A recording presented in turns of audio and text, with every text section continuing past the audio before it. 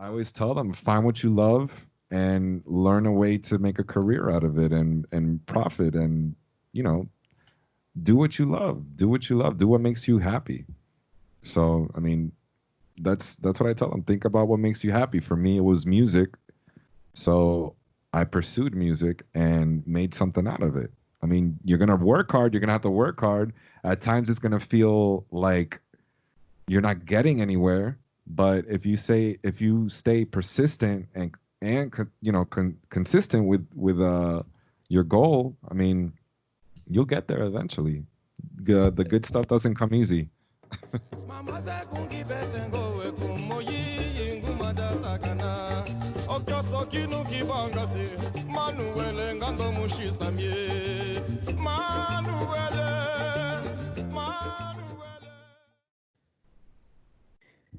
Hey, all right. So I am now on the line with a Mr. David Rodriguez, aka DJ Soltrix. What's up? What's up? You are a world-renowned bachata remixer, producer, and DJ. You were born and raised in Tampa, Florida, and you started producing and mixing music at the age of 15 years old. Is that correct? That's right, man. That's right. Since I was 15, man. Oh, man. I mean, yeah, I guess I'll leave it right there. Man, how you doing today, David? Good, man. Just finished my YouTube live here. Getting this Sunday going. About Okay. to go get some food after this. Yeah, I All good though, understand man. that. All good.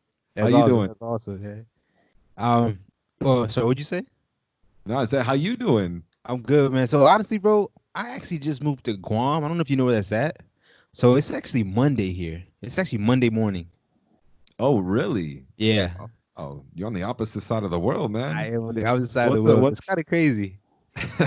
what's the future like? Uh, what you mean? For Guam, what you mean? Nah, like what's the future? You're ahead of time, so Oh, oh man, right now, man, I'm in this beautiful hotel, man. They got me in quarantine, but I have this beautiful ocean view right now, man. It's actually pretty cool, man.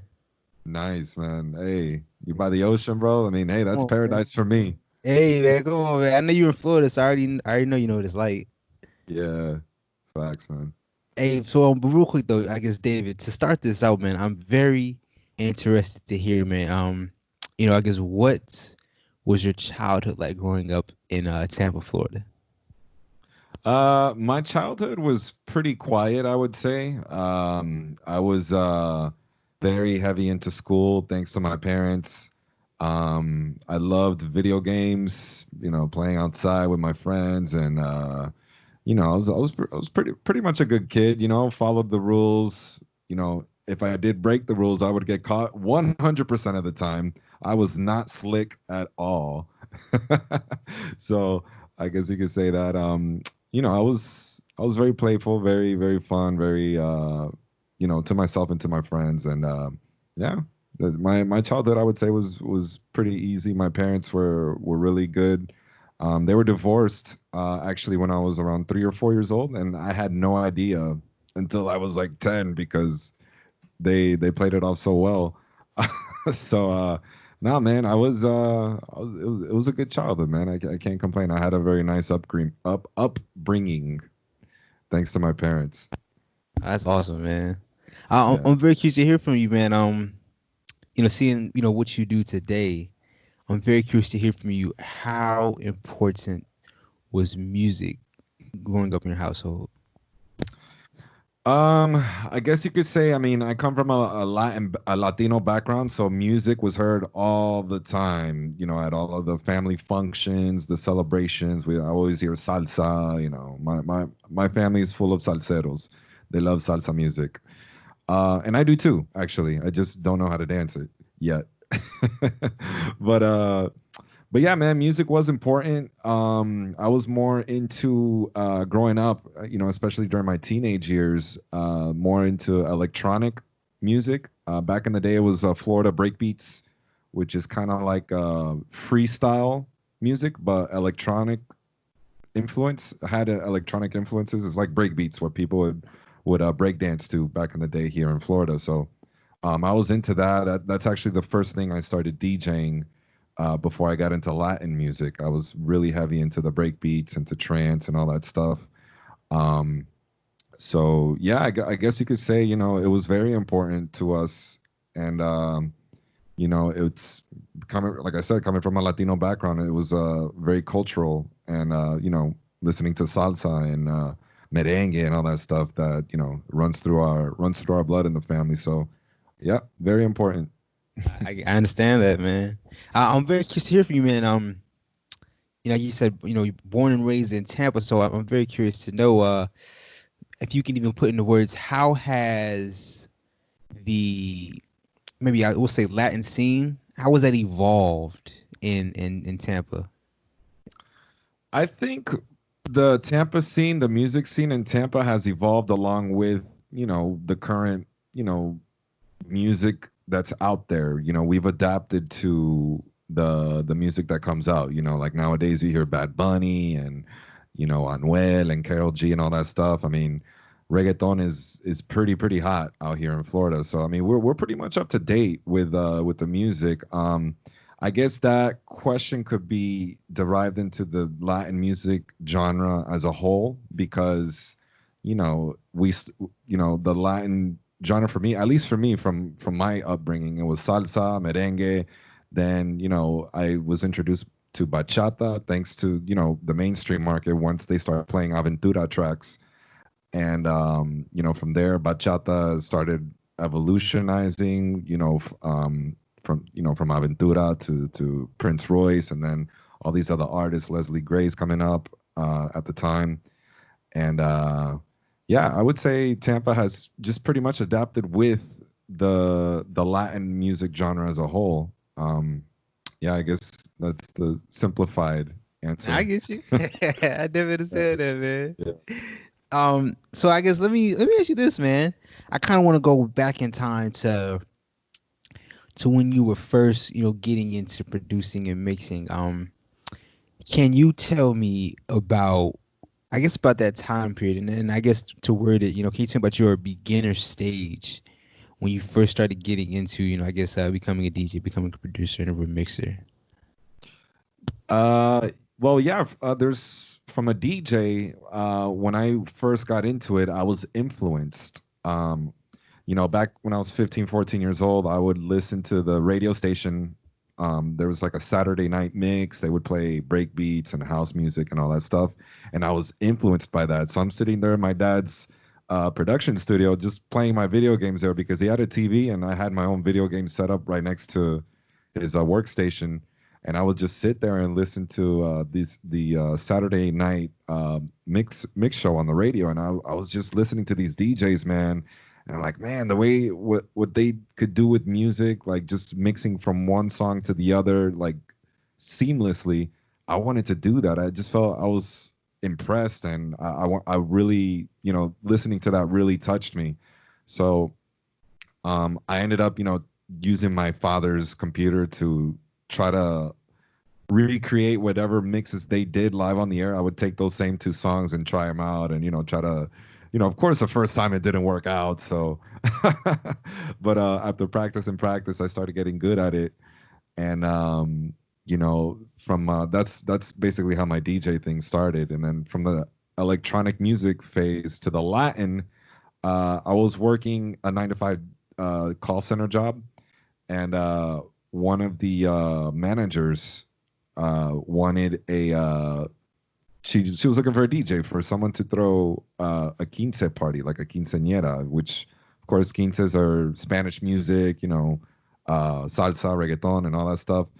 And she asked me, and I'm like, I'm a techno DJ. I don't know about that stuff too much. Literally, I only had two songs. It was Joe Arroyo, La Rebelión, which is, No Le Pegue La Negra, and then some upbeat merengue, very fast, Moviendo las Caderas, or I think it's called La Dueña del Swing, the official title.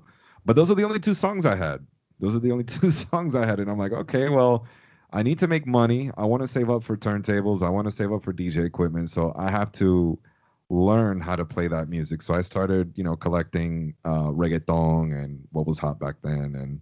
And when I DJ'd that quince, to my surprise, I actually did pretty well. I mean, I was actually impressed with, for the first time mixing Latin music. I was like, whoa, okay, this, I was shocked at how I was doing it. Like, and people were dancing. They had a good time. They ended up giving me an extra tip, but it was pretty cool, man. And then that's how I got into the Latin DJ thing. And then from there, I moved on into producing because I felt that in order to get ahead in the DJ market, you need to know how to produce.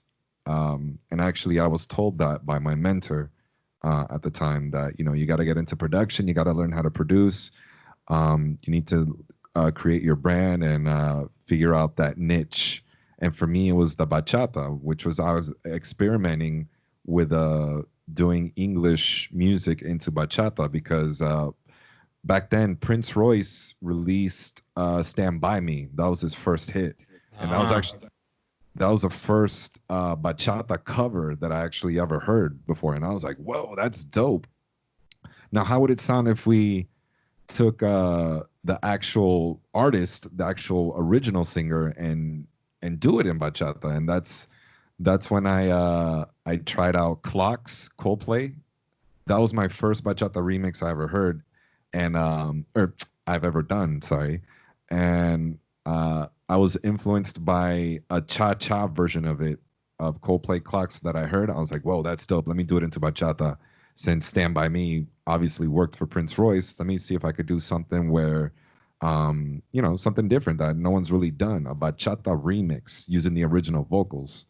So that's when I experimented and did the Coldplay Clocks. I sent it to one of my mentors, DJ Tigre, and he started playing it at bachata festivals.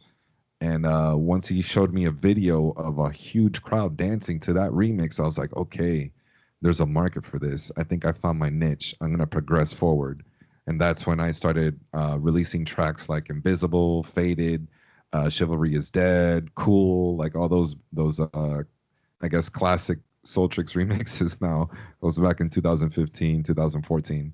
So yeah, that's how it kind of all started and progressed into today. That's awesome, man. I want a toy truck. What? But Santa Claus. Oh, hold on one second, Santa Claus. I'll be right back. Hey, if you could leave a like and subscribe for the show, that would be amazing. Let's get back to the episode. That's awesome, man. That's awesome. And real quick, let me add this, man. So, I didn't always live in Guam. I just moved here, but I used to live in Richmond, Virginia, and it was very close to Washington, D.C. And I don't know if you know the scene in DC, but it's very bachata heavy up there, man.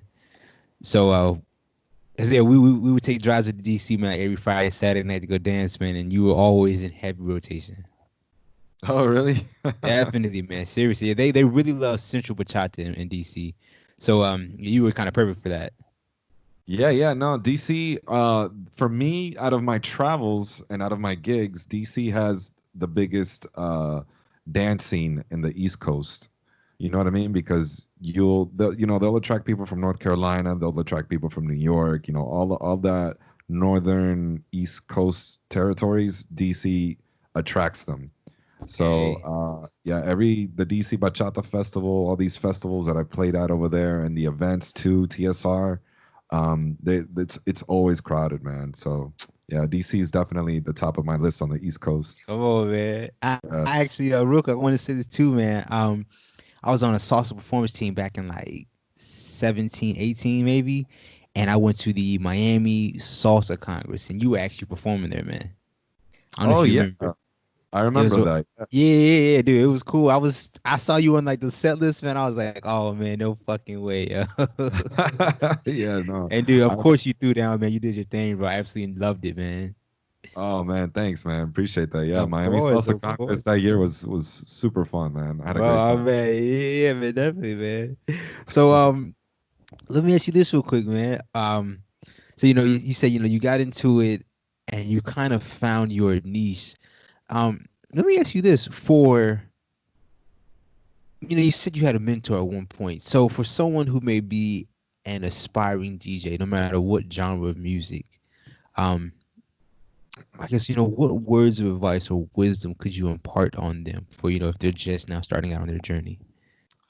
Well, nowadays, getting into DJing is very, very competitive. A lot of people are intrigued. They become intrigued. They want to get into it. They want to, they want to come up and just share their love for music, because a lot of people that are DJs are people that love music. I mean, to me, that's how I see it. You're not a DJ just to be a DJ. You're a DJ because you love the music and you love to you know please your listeners, and you want to share your love for music, the way you play music, to your listeners, to the point where you're developing a fan base and a following, um, and you create your own brand. But I think my biggest advice is, it goes back to what I said earlier, is get into production, because when you know how to produce, your DJ name just get increases by tenfold. Like you go up and up and up and higher, and as you produce and you release songs or remixes or whatever you get yourself into, um, you develop your own style, to the point where if people want to say, I listen to DJ so and so and they have his own style. I listen to this DJ that's a different style. I like that too. You know what I mean? So it's like all branding, and it's all by what you produce and what you put out there. So I think that's my biggest advice. Um, Focus on production, focus on branding, and most importantly, don't give up, because the DJ scene is very competitive. Everyone wants to do it. And, if you want to shine, you got to learn how to produce. Yep. So real quick, you started when you were 15. I guess at what age did you start to take this more seriously? Was it like college, or when you got that telemark, or when you got that quinceañera? I think I started taking it seriously once I got a radio gig out here. They put me on a mix show they had me on a Saturday night mix, which is ironic because that was what I was listening to when I was coming up, a Saturday night mix show. So they put me on a Saturday night on the Latin radio station here in Tampa. And from there, I mean, everything just, my name started to really blow up here in the Tampa scene. So that's when I had to take it seriously. I was like, all right, well, this was just a hobby, a passion, just something to do for fun, something to just, go out to the club and DJ at the local bars here in Tampa. But now I'm on the radio. So now I have to, level up, step up my game, and, pursue a DJ career. So, yeah. Hey, all right, I have so many questions coming through my mind, man. But I guess how old were you when you got that radio gig? Oh, this was in 2008. So Okay. 12 years ago, yeah. Okay, Yeah. sure enough. I'm 34, so I think I was 22. 22, yeah. Sure enough. Actually, no, wait a minute. This was, I think, no, 2008 is when I got my first like nightclub gig, but it was actually 2012 that I got into the radio. Yeah, 2012. Okay. So let me ask you this, man, and I want to kind of give value to people, man. Something I don't often hear about is DJing is obviously a skill. It's not just pressing play. So for you, when you're in that nightclub scene, I guess what are some important attributes for a DJ? I guess, and I mean, like, as far as reading the crowd, when you're DJing, I guess what are you looking for, and like what's most important to you when you're in that scene in that time? Yeah, that's a good question, actually. The one of the main attributes is knowing your crowd, knowing your audience. What type of people are at the bar? Are they middle-aged? Are they older? Are they younger? That's where your music selection comes in, because you got to base your music selection on your audience. So if you have a middle-aged crowd, obviously you want to play up-to-date music, maybe a couple throwbacks here and there, something they were listening to growing up. At the same time, if you got an older age crowd, you got to play older music. Younger crowd, obviously the kids nowadays are up to date with music. Now with all the music apps available, they're honestly, that audience surprises me sometimes, because they listen to music before a DJ hears it. You know what I mean? That's how up to date they are with their music library. They're always listening to new stuff, and that's our younger generation now. So honestly, that's my biggest challenge when I'm DJing for kids or teenagers or whatever. Back in the day, like that was my challenge because they were up to date on music more than I was. And, you know, the song that just came out yesterday, they requested it, and I'm like, oh, don't have it. But that's one of the main attributes right there, knowing your audience. You know, when you're mixing, you know, make sure you're mixing flawlessly, of course. Make sure you maintain a good energy. If you're playing soft music and you're building up and working your way down, you know, kind of like a roller coaster, don't just go high energy, low energy, you know, like a graph almost, you know what I mean? Like go in waves when you with your music selection and the energy. And yeah, I mean, another thing is the DJ equipment, the DJ controls. Make sure you're not too loud. Make sure you're not too quiet. You know, go with the level of the crowd. If there's a lot of people, maximize your volume. If there's not that many people, keep it low. Yeah, there's just so much that goes into DJing, and you have to have a fast-paced mind, kind of like a bartender, you know, when they're serving drinks and stuff. And the same as DJing, when you're serving music, you have to be, you know, very concentrating all the time. You got to be deep in concentration. At least for me, definitely. Yeah. Definitely, I definitely understand that, man. You said you related to bartending. You know, it's always adapting. You know, I imagine, and I could be wrong, but when you before you do a set, do you automatically have a playlist in mind? I'm curious. Sometimes I do. I wouldn't say a playlist order. Like I'm not gonna say I'm gonna mix this in that exact order. Instead, I'll say, oh, I'm gonna play that song tonight. I'm gonna play that song tonight. I'm gonna play that one. And then I mean, for the most part, I don't really plan a whole set. I just go with the vibe, you know what I mean? Like the vibe of the crowd. That's what's most important. I mean, you're a DJ, you got to do it live and adapt to your audience and what they want. Yeah, I get you, bro. This. Let me ask you this, man. For when you're producing, I guess how can you maybe talk me through that process when you're producing a song? Is it you hearing a song you like and you're like, okay, how can I make this into a Latin version, to a bachata remix, or what is that process for you? So, for the process, I mean, you got to listen to the main melody of the track, the chorus basically. And the way I produce, I always start with the bass first, because for me the bass is the root of the track. And you're adding layers to any music production. You're adding layers. You got your bass, you got your your piano, or whatever instruments you want to incorporate. They're all layered together on top of each other. So for me, I always start off with the bass. I'll listen to the song. I'll start editing the percussion parts, and I'll make sure the percussion matches the bass. And if the percussion and the bass both are going well with the song, then from there I'll build up and add more elements, like the a piano. I have a guitarist that I work with. He records segunda guitar, requinto, lead guitar, sometimes electric guitar, acoustic, even steel guitar tracks. And then from there, I add the icing on the cake, which is pretty much like the synthesizers. If I want like a part to go into like a trap beat, I'll add that. Just the flavors to spice up the remix or the production that I'm focused on. So that's really impressive too. It's very impressive. Yeah. And I guess I didn't know you had an actual DJ with you, or I'm sorry, a guitarist with you, which is really cool. Yeah. Okay, that's amazing. So oh man, I was gonna ask you this question, but let me ask you this, Dan. I'm curious. I think I read that you don't really dance too much salsa, but do you dance bachata at all, or do you in fact dance salsa and bachata?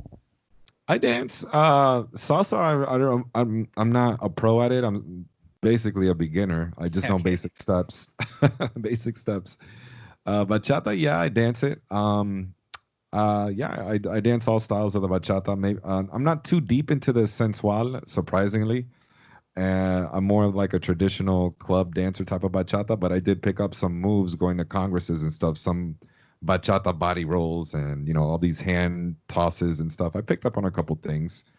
But yeah, I dance. That's awesome. And so I asked you that, so I'm very curious to hear from you. I guess, is there any benefits of you being, a dancer when you're making the music? Because you kind of can bring both worlds to that. You've been on the Yeah, dance floor, and you're yeah, kind of making that music for it. yep. The one word answer I could give you for that is the musicality. When you're dancing, obviously dancers follow musicality of a song, the breaks, maybe the guitar if they're doing footwork.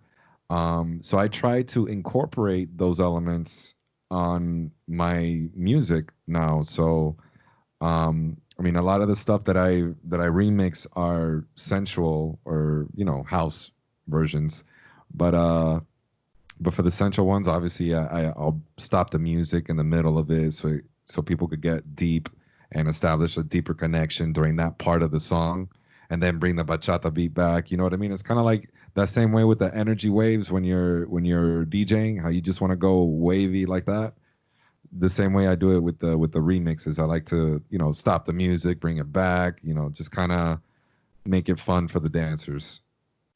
I definitely understand that, and it helps you relate to them. It's different when you kind of know, like you said, it's like a graph or anything, but you don't want to be playing like this fast-paced tempo all night. And if you've never been to dance, you might not understand why.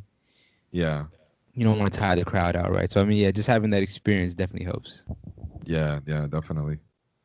Um, let me ask you this then. So, you've been in this scene, I guess, practicing your craft, honing your craft since age of 15. I'm very curious to hear from you. Um, what are some lessons that you've learned from, DJing, from being in that social dance scene, the nightclub scene? What are some lessons you've learned from that you're able to translate to your everyday life? Um, Lessons I've learned from that. Well, I mean, I could definitely say that my sleep schedule has been a very big challenge with the traveling and stuff. I guess I could say I'm learning to fixate my sleep schedule according to where I'm going. That's really the only major change that I've had to face as far as everyday life is concerned. Um, but I also by traveling, I've been exposed to different crowds. They play different music in different parts of the world. I was in Trinidad earlier this year, and they love a mix of everything. Their socials are not just bachata or just salsa straight through. You can play party music pretty much. So their socials are like really party oriented. So I was like, oh man, that's awesome. Trinidad is dope, but you cannot get away with that in another social, like let's say Sarasota, Florida, or something like that. So which is why I say know your audience. And for me, I have to know my location and my audience because that's how you adapt to the crowd that goes to the events that I play at. Um, so yeah, I mean, as far as everyday life, it's definitely the sleep and just learning the cultures and music strategy that I have to play for by traveling. So Okay, yeah. I understand that, man. Real quick, tell me, I guess, what are your top three favorite places to, play a set at? Ooh. Um, San Francisco for sure. That's one of my favorites. I DJ there once a month. DC as well, and I would say Orlando too. Yeah, Orlando, DC, and LA are my top three, at least within the US. Um, if we go international, I loved Trinidad. Montreal is amazing. I was in Australia last year. Australia was dope. Um, yeah, I think those are my favorite places. International top three. Yeah. That's what's up, man. I'm curious. I don't know. Is this your full-time job? No. Well, it's part time actually. I do a lot of things. I DJ, of course, produce, and I own LatinRemixes.com with my partner. So those are my three sources of making a living. Yeah. So but I guess no daytime job though. You're able to do. Nah, nah. Okay, that's Yeah, awesome, man. Sounds I've awesome. completely committed myself to music. So So let me ask you this then, real quick, man. I'm very curious to hear, man. Because your life is obviously very different than my life, for someone who has a part-time job clocking in every Monday morning or whatever. Tell me this, man. What are some things people may not know? What is it like to be a full-time DJ? Full-time, I guess, music artist. What is that life like? um honestly, it's for me it's the best job in the world. Um and it's because I have this passion for music, and because I have that passion, I feel every day what I do is not work. It's still fun and a hobby to me. It doesn't feel like an occupation. So I always tell people, like, because I hear people complain about their jobs all the time. My friends, they say, "Man, I'm getting tired of it." Even some of my own family members have suffered through a lot of stress, going through their regular workday. So for me, I always tell them, find what you love and learn a way to make a career out of it, and profit, and you know do what you love. Do what you love. Do what makes you happy. So I mean, that's what I tell them. Think about what makes you happy. For me, it was music. So I pursued music and made something out of it. I mean, you're gonna work hard. You're gonna have to work hard. At times, it's gonna feel like you're not getting anywhere. But if you stay persistent and consistent with your goal, I mean, you'll get there eventually. The good stuff doesn't come easy.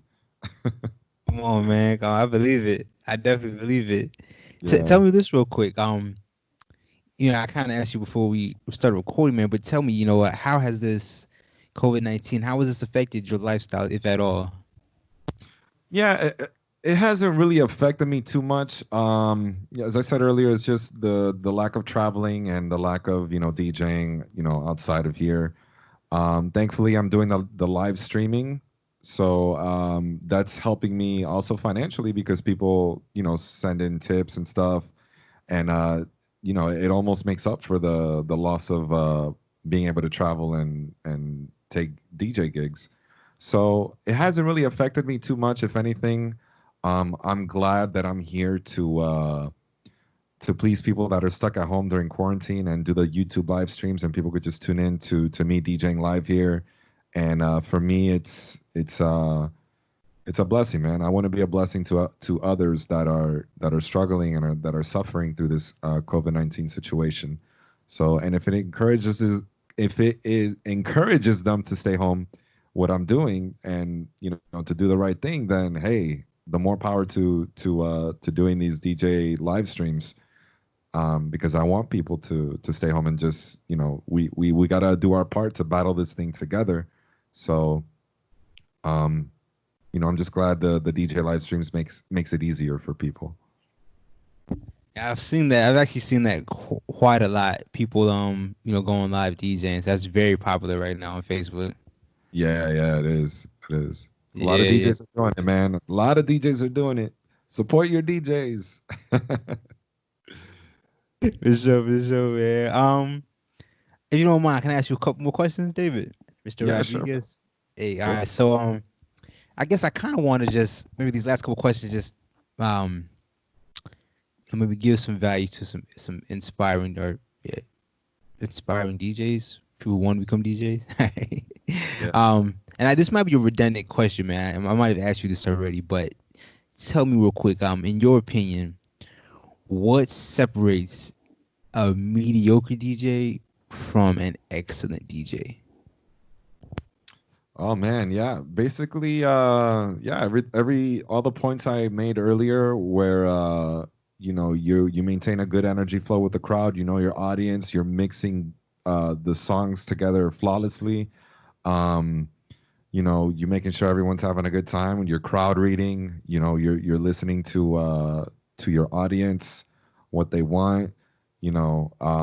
That's really for me the difference between a mediocre and an excellent DJ. I mean, some DJs that are mediocre just play to themselves. They just play what they like, which to an extent, I mean, you can do that, but you have to be flexible too. You got to play certain things for the crowd. I mean, for me, as an example, the only thing I won't play is bad bachata remixes.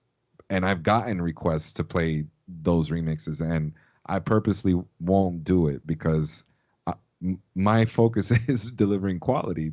But I'll be like, okay, well, I got a different version that's better by this DJ, so I'll play this version. You know what I mean? So that's what I mean by being flexible with your audience. But yeah, that to me is what separates a mediocre DJ to, a really skilled one. I get you understanding that, man. And in today's age where it's so easy for anyone and everyone to make music, tell me how do you stay up to date with the latest music? Uh, Music apps are good. Spotify for sure. Um, I also have, thanks to my website, I have a lot of DJs that are remixing new songs on a regular basis. So I upload that music to the website. So I go through it all, and I'm like, oh, this is a new track. I got to hear it. Let me hear it. And that's how I pretty much keep up to date with music. There's obviously music websites, of course, word of mouth. Usually, sometimes I'll hear a new song in someone's car. I'm like, yo, what's that? And yeah, I mean, but my main two ways are my website, what the DJs submit, whatever they've worked on, and then Spotify. And For so I'm sure. curious, yeah, do you dedicate a portion of your day just listening to new music, or is that like a part of your schedule, or Yeah, just whatever pretty comes much. to you? Yeah, pretty much an hour a day. An hour a day, I'll listen to new stuff, see what came out this week or that day or whatnot. Because there's hundreds of songs coming out every day. I mean, not just Latin, but you know, yeah. I mean, obviously, I focus on the Latin stuff the majority of the time, but I also try to listen to the top 40 tracks and see if they're eligible for a bachata remix. For sure, man. I definitely understand that. Yeah. Um, I guess let me ask you this one more thing. Can you give me, I guess, one? This might be another redundant question, but yeah, give me one tip that could help improve, you know, um, a DJ set list. To improve a DJ set list, Yeah. obviously I mean, as I said, you want to stay up to date with the music. You always want to be on top of what tracks are out, what are the hottest tracks. Separate your hot and current tracks to the new ones that are just came out.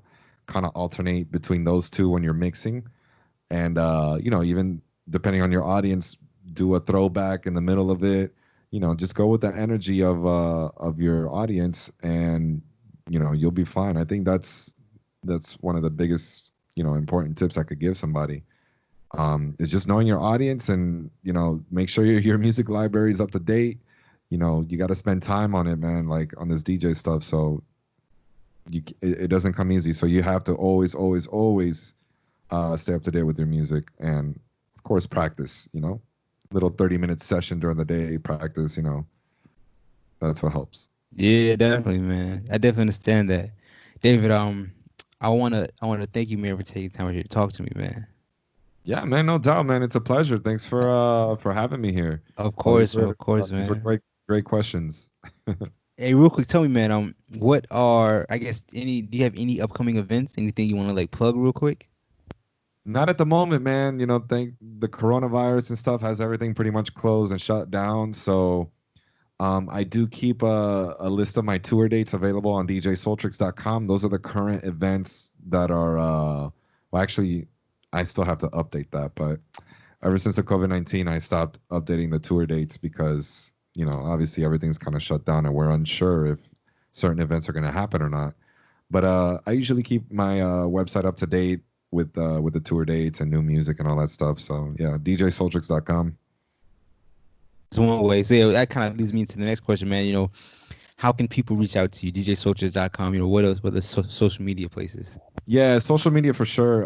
Instagram, I'm always on Instagram at DJ Soltrix. I'm always, that's how we met, by the way, through Instagram. So yeah, I always check my messages on Instagram.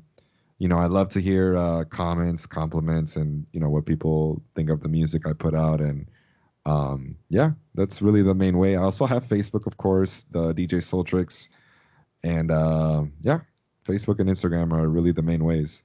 And if it's a business, something business related, djsoltrix@gmail.com for bookings or any business related comments or questions. Let me ask you this real quick, man. Where did the name DJ Soltrix come from? Oh man, I get asked that a lot. So Soltrix came, it was my username. It was like my old username from AOL, American Online. Like I was trying to come up with a name that no one had. Coming up with a screen name was like, oh damn it, like David Rodriguez 85 is taken. You know what I mean? So I came up with Soltrix. It doesn't mean anything. It has no significance whatsoever. Um, and I just stuck with that. And then from there, when I wanted to become a DJ and progress into it, I went with my username as my DJ name.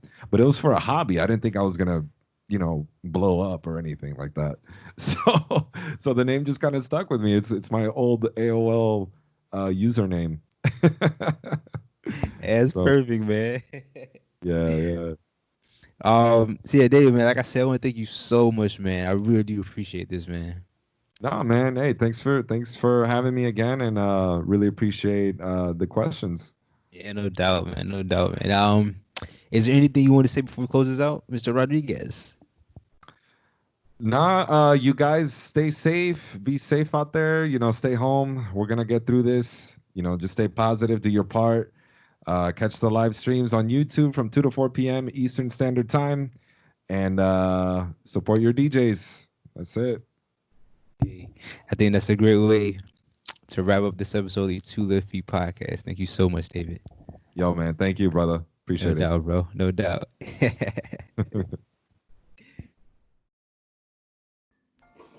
That's all it is.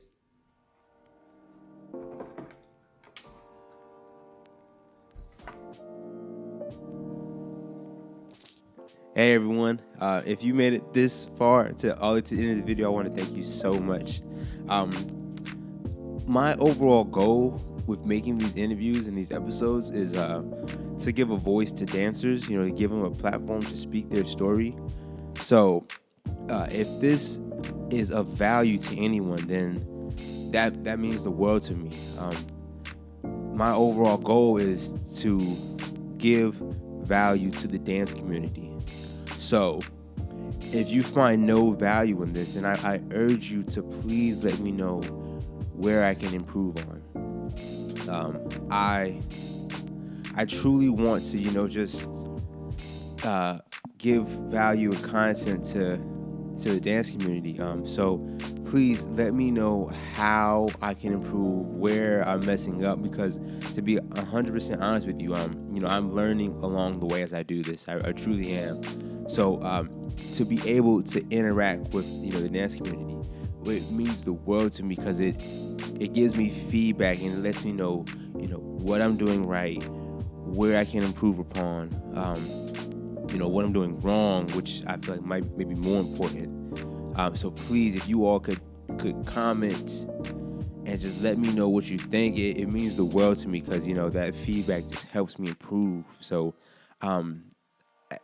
please comment as well. Please like and subscribe. That means a lot as well. But I want to say thank you so much for for just watching this, because it means the world to me. I wanna take you on this journey of the Two Left Feet podcast. I'm very excited for it. So once again, thank you so much.